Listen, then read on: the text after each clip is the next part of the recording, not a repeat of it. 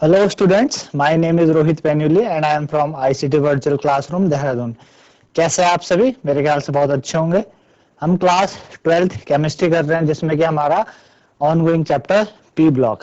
पहले भाग में यानी पिछले भाग में हमने बात की थी पी ब्लॉक के स्टार्टिंग में ग्रुप 15 चल रहा है हमारा। ग्रुप 15 की हमने बात की थी। हमने जाना था कि उनकी इलेक्ट्रॉनिक कॉन्फ़िगरेशन के हिसाब से क्या क्या चीजें होती है उन पे।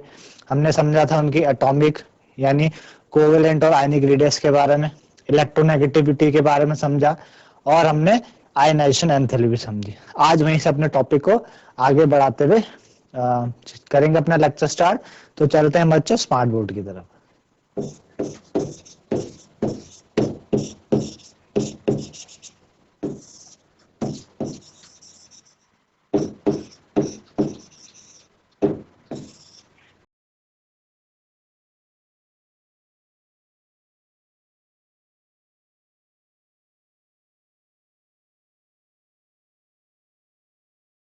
तो हम कर रहे हैं बच्चों पी ब्लॉक एलिमेंट्स के बारे में ना, है ना। पी ब्लॉक एलिमेंट्स के बारे में कर रहे हैं। थोड़ा सा रिकैप चलते हैं, आपको बताते हैं कि पी ब्लॉक में ग्रुप 15 होता क्या है ना।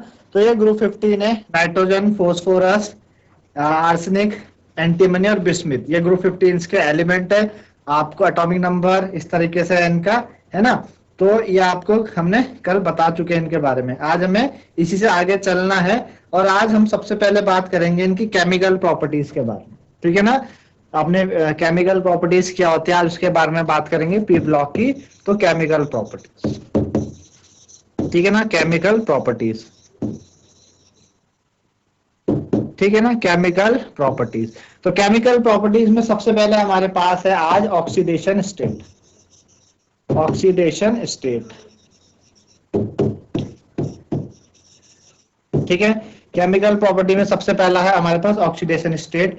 तो जो कॉमन ऑक्सीडेशन स्टेट है ग्रुप 15 की कॉमन ऑक्सीडेशन स्टेट, वो क्या क्या है, मतलब जो जनरली हर एलिमेंट शो करते हैं। कॉमन जो ऑक्सीडेशन स्टेट है इनकी वो -3 है, ठीक है ना, +3 है, +5 है। कॉमन का मतलब सारे के सारे एलिमेंट इतनी स्टेट तो करते ही हैं, मतलब nitrogen, phosphorus, arsenic, antimony, bismuth, ये सारे के सारे करते ही हैं कॉमन, ठीक है ना। अब यहां से क्वेश्चन तो बनता नहीं कि कॉमन ऑक्सीडेशन स्टेट क्या है, ठीक है ना।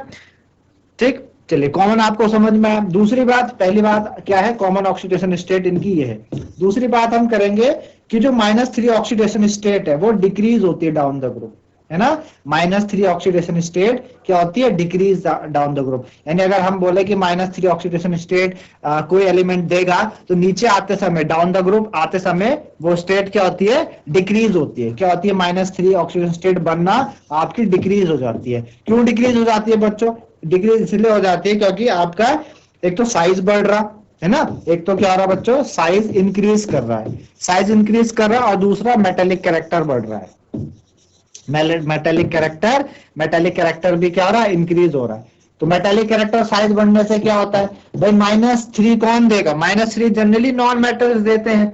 माइनस का मतलब लूज, माइनस का मतलब गेन करना, और जैसे जैसे हम नीचे को जा रहे हैं मेटल की तरफ जा रहे हैं, और मेटल की टेंडेंसी क्या होती है, गेन, मेटल की टेंडेंसी लूज करने की होती है। -3 वाले तो गेन करेंगे ना, और नीचे आते समय लूज होगा, मेटेलिक कैरेक्टर बढ़ रहा है। तो साइज बढ़ने से क्या होगा, इलेक्ट्रॉन बहुत दूर चले जाएंगे, तो इजिली वो वहां से लूज कर सकते हैं अपने इलेक्ट्रॉन। तो आपको समझ आया होगा कि -3 ऑक्सीडेशन स्टेट नीचे आते समय डिक्रीज होती है, रीजन साइज बढ़ने से और मेटेलिक कैरेक्टर आपका इंक्रीज होने से, ठीक है ना। अच्छा, दूसरा जो आपका बिस्मिथ है वो हार्डली आपका -3 ऑक्सीडेशन स्टेट देता, मतलब बहुत मुश्किल से -3 देगा, मतलब आप समझ लो ना के बराबर बिस्मिथ, क्योंकि सबसे लास्ट एलिमेंट बिस्मिथ है तो देगा ही नहीं -3। आई बात समझ में आपको। अच्छा, अब बात करी हमने +5 की, है ना। अब बात करते हैं +5 की। तो स्टेबिलिटी होती है जो बच्चों +5 की स्टेट की, वो भी डिक्रीज होती है डाउन द ग्रुप। तीसरा पॉइंट क्या हो जाएगा, +5 स्टेट की जो स्टेबिलिटी है, मतलब +5 जो बनेगा वो कितना स्टेबल है ना। जो +5 स्टेट की जो स्टेबिलिटी है कि +5 तो चलो बन गया, किसी भी तरीके से +5 हमने बना दिया, लेकिन वो स्टेबल रहेगा कि नहीं रहेगा। तो स्टेबिलिटी जो होगी +5 की वो क्या होती है, डिक्रीज होती है डाउन द ग्रुप। स्टेबिलिटी क्या होती है, डिक्रीज डाउन द ग्रुप, मतलब धीरे धीरे। अगर हम बोले कि अगर हम बात करें कि कोई एलिमेंट ऊपर +5 दे रहा, वो थोड़ा ज्यादा स्टेबल होगा एज कम्पेयर टू नीचे वाले के, क्योंकि नीचे आते समय स्टेबिलिटी +5 की क्या हो रही है, डिक्रीज करती है। ठीक है ना। तो ओनली क्या होता है, सिर्फ एक बिस्मिथ आपका एक इकलौता एक ऐसा कंपाउंड देता है +5 ऑक्सीडेटिव स्टेट में, वो क्या है, आपका जो बिस्मिथ है इकलौता एक ऐसा कंपाउंड देता है +5 स्टेट पे, वो है आपका BiF5। क्या है, BiF5 इकलौता ऐसा कंपाउंड है बिस्मिथ जो +5 में देता है। तो आपको ये बात समझ में आएगी कि स्टेबिलिटी +5 की डिग्रीज होती है डाउन द ग्रुप, और वो ओनली वेल कैरेक्टराइज्ड जो बिस्मिथ का कंपाउंड है वो BiF3 है। ठीक है ना। चलिए 4th पॉइंट, इंपॉर्टेंट पॉइंट है, क्वेश्चन बनता है यहाँ से। 4th पॉइंट क्या है कि जो स्टेबिलिटी है +5 की वो डिक्रीज कर रही है डाउन द ग्रुप, अभी आपने देखा डिक्रीज डाउन द ग्रुप, और +3 की क्या करती है, इंक्रीज करती है डाउन द ग्रुप। आपने देखा कि +5 स्टेबिलिटी इंक्रीज कर रही है डाउन द ग्रुप, और +3 क्या करती है, इंक्रीज करती है, यानी +3 की स्टेबिलिटी इंक्रीज कर रही है डाउन द ग्रुप। +3 की स्टेबिलिटी क्या करती है बच्चों, इंक्रीज कर रही है डाउन द ग्रुप। तो +5 की स्टेबिलिटी डिक्रीज कर रही है डाउन द ग्रुप, +3 की स्टेबिलिटी इंक्रीज कर रही है डाउन द ग्रुप। ऐसा क्यों, ऐसा due to inert pair effect, due to inert pair effect, inert pair effect के कारण। किस कारण से, इनर्ट पेयर इफेक्ट के कारण। बच्चों इनर्ट पेयर इफेक्ट क्या है, इनर्ट पेयर इफेक्ट क्या होता है, इनर्ट पेयर इफेक्ट का मतलब कि s ऑर्बिटल्स क्या करते हैं, ज्यादा शील्डिंग के कारण एस क्या कर देते हैं, एस की जो शील्डिंग पावर है ना वो बहुत ज्यादा होती है। तो उस वजह से होता क्या है, उस वजह से होता है क्या है कि जो न्यूक्लियस का अट्रैक्शन है वो बाहर वाले इलेक्ट्रॉन्स पे नहीं जा सकता। कैसे, इनर्ट पेयर इफेक्ट को समझने के लिए हम पीछे चलेंगे और आपको दिखाता हूं मैं, जो मैंने इलेक्ट्रॉनिक कॉन्फ़िगरेशन लिखी है वहां से समझने की कोशिश करते हैं। ठीक है ना बच्चों, ये इलेक्ट्रॉनिक कॉन्फ़िगरेशन हमारे पास, नाइट्रोजन 2s2 2p3 है ना, 2s2 2p3, और फास्फोरस क्या है फिर 3s2 3p3, फिर 4s2 4p3। हमने बात करी, अब सबके आउटर मोस्ट में देखो 5 इलेक्ट्रॉन है, 5 इलेक्ट्रॉन है ना, अगर 5 इलेक्ट्रॉन है, हम बात कर रहे हैं +3 ऑक्सीडेशन स्टेट क्या हो रही है, इंक्रीज डाउन द ग्रुप, यानी +3 जो वाले कंपाउंड है वो नीचे आते समय ज्यादा बनेंगे एज कंपेयर टू +5। अच्छा +5 क्यों नहीं बन रहे, देखो हम बात कर रहे हैं अगर पहले वाले पे एस हमारे पास क्या है 2s2 2p3 है ना, 2s2 2p3। तो एक चीज आप समझिए, हम बात करें इनर्ट पेयर इफेक्ट की, तो इनर्ट पेयर इफेक्ट चलता है किससे, शील्डिंग इफेक्ट से। किससे, शील्डिंग इफेक्ट। और शील्डिंग की बात करें हम तो एस की शील्डिंग ज्यादा है पी से, पी की शील्डिंग ज्यादा है डी से, और डी की शील्डिंग एफ से ज्यादा है। शील्डिंग का क्या मतलब था, शील्ड, अगर आपने क्या करा, एक दीवार है हमारे सामने, क्या है, दीवार है, और सामने से गोली चला दी और कोई बंदा दीवार के पीछे खड़ा है, तो उस पे गोली एस वाली दीवार ज्यादा मजबूत है तो गोली उस पर टकराएगी, पीछे नहीं आ पाएगी। पी वाला थोड़ा सा कमजोर है, मतलब आ सकती है अंदर हल्के पर हमको लगेगी नहीं। डी वाला और कमजोर दीवार है और अंदर आ सकती है। एफ वाला तो और ही कमजोर है, उसमें तो सीधा इंसान को गोली लग सकती है। आप समझ रहे हैं मेरी बात, ये न्यूक्लियर अट्रैक्शन के केस में कंपेयर कर रहे हैं हम कि एस वाला जो ब्लॉक बहुत अच्छी शील्डिंग देगा, न्यूक्लियर का अट्रैक्शन पीछे पहुंचेगा ही नहीं। पी वाला थोड़ा सा कम देगा, डी वाला और बेकार पी और एस पी के मुकाबले, और एफ वाला और ही बेकार, यानी पूरा इफेक्ट न्यूक्लियस का लास्ट वाले इलेक्ट्रॉन पे पहुंचेगा। ठीक है ना, लास्ट वाले इलेक्ट्रॉन पे पूरा इफेक्ट पहुंचेगा। अब यहां देखिए आप, इस इलेक्ट्रॉनिक कॉन्फ़िगरेशन में हम देखते हैं, हम +3 की बात कर रहे हैं, है ना। चलिए, तो फोस्फोरस में देखें आप, फोस्फोरस में 2p के आगे क्या है, 3s है, और फिर 3p है ना। तो 3p के आगे क्या है बच्चों, 3s है, ठीक है ना, और 3s के आगे क्या है, 2p है। तो p की शील्डिंग थोड़ा सा कमजोर है ना, s के मुकाबले। तो ये वाला इलेक्ट्रॉन यहां से, जो 2 वाला इलेक्ट्रॉन है वो यहां से जा सकता है ना, मतलब क्या है, कमजोर है। लेकिन S की क्या है, S की बहुत ज्यादा शील्डिंग है, S की बहुत ज्यादा शील्डिंग है, तो यहाँ पे क्या कर देगा, ऐसे दीवार बना देगा, जिस वजह से न्यूक्लियस का अट्रैक्शन बाहर नहीं पहुंचेगा, न्यूक्लियस का अट्रैक्शन बाहर नहीं पहुंचेगा। तो जब न्यूक्लियस का अट्रैक्शन बाहर नहीं पहुंचेगा, ये 3 इलेक्ट्रॉन इजिली यहां से रिमूव हो सकते हैं। भाई इलेक्ट्रॉन का रिमूव ना होना किस पे डिपेंड करता है, न्यूक्लियस पे। अगर न्यूक्लियस की पावर बहुत ज्यादा है तो वो चाहेगा तो लास्ट वाले को जाने नहीं देगा, है ना, क्योंकि अगर उसकी पावर लास्ट तक नहीं पहुंच रही तो इजिली इन 3 इलेक्ट्रॉन को कोई भी यहां से निकाल सकता है। लेकिन अगर पावर कम होगी, है ना, पावर अगर न्यूक्लियस की कम होगी तो ही तो निकाल पाएगा, अगर ज्यादा पावर होगी तो नहीं निकाल पाएगा।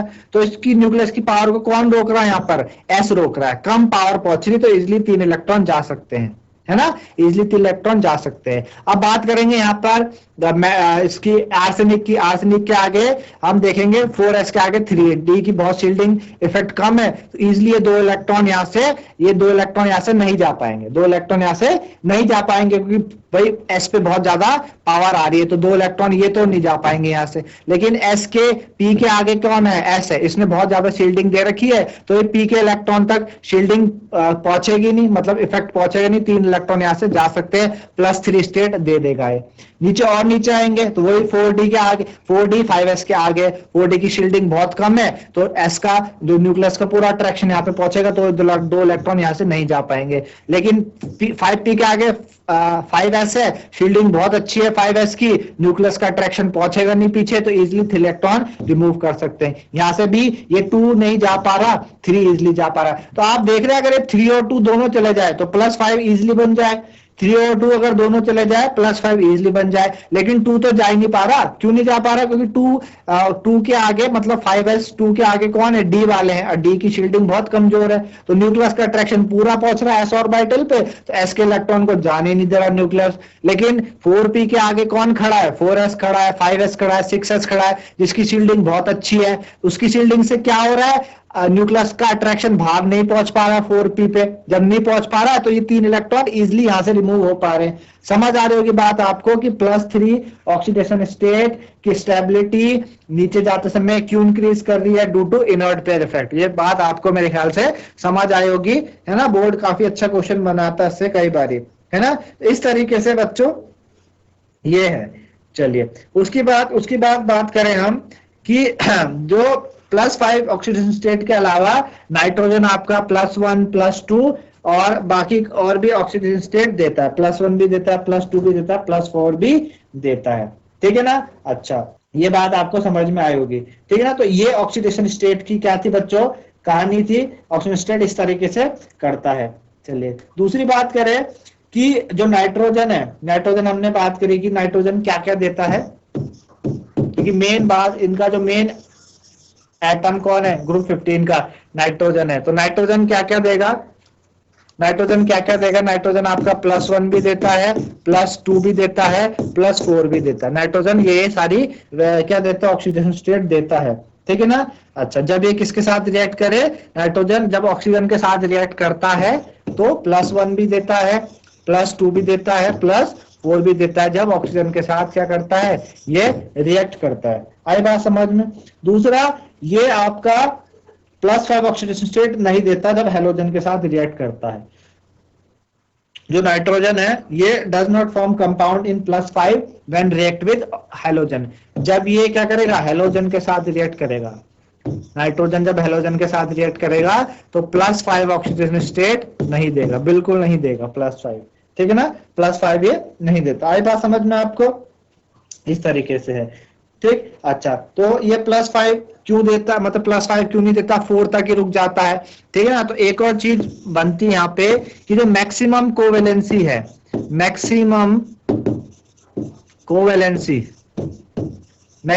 कोवेलेंसी ऑफ नाइट्रोजन की जो मैक्सिमम कोवेलेंसी है बच्चों कितनी है, 4, मैक्सिमम 4 बॉन्ड बना सकता है। कोवेलेंसी का मतलब कोई भी एटम कितने बॉन्ड बनाता है वो उसकी कोवेलेंसी होती है। तो नाइट्रोजन मैक्सिमम 4 बॉन्ड बनाता है, 4 से ज्यादा नहीं बना पाता। 4 से ज्यादा क्यों नहीं बना पाता भाई, नाइट्रोजन की आपने कॉन्फ़िगरेशन देखी है, 1s2 2s2 और 2p3 देखी है। तो 2s आपने देखा इस तरीके से, 2s का एक ऑर्बिटल और 2p के 1 2 3 ऑर्बिटल। तो 2s में 1 इलेक्ट्रॉन बच्चों इधर आया, 1 इधर आया, 2p में 3 है तो 1 2 3, है ना। ये 2p हो गया और ये क्या हो गया, 2s हो गया। तो इसके पास बच्चों 4 ही ऑर्बिटल है। इसके पास क्या है, 1 ऑर्बिटल ये है, 3 ऑर्बिटल ये है, 1 ऑर्बिटल ये, 3 ऑर्बिटल ये, तो 4 ही ऑर्बिटल है, तो मैक्सिमम 4 बॉन्ड बना सकता है, क्योंकि इसके पास आगे कोई खाली d ऑर्बिटल नहीं, यहाँ पर 3s आएगा बाद में, d नहीं आता कोई। तो मैक्सिमम कोवेलेंसी नाइट्रोजन की 4 है। क्वेश्चन आता है कि भाई मैक्सिमम कोवेलेंसी नाइट्रोजन की कितनी है, तो आपने क्या जवाब देना है,